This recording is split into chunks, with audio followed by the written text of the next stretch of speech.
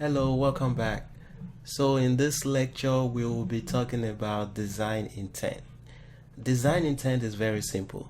So a good way to think of design intent is you are thinking of it in a way as to when you want to design, for example, this part is your plan of action and how you think that part should be designed so that when you try to update it in the future, it makes it easy for you to update. So I'll show you an example. So if I roll this part back, you can see the design intent for this part.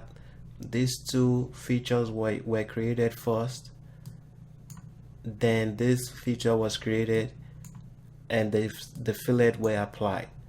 So that way now, let's say the dimension has changed, and I just go back into my sketch and I change my dimension, and I change this to 1 and I change this to 1.5,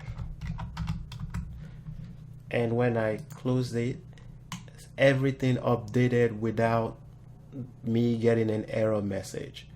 So that is your design intent. It's just pretty much thinking about how you are going to design the part that everything will go smoothly whenever you have to go back and update something. So that is pretty much the definition of design intent, or how I say it. Thank you, and I will see you in the next lecture. Bye.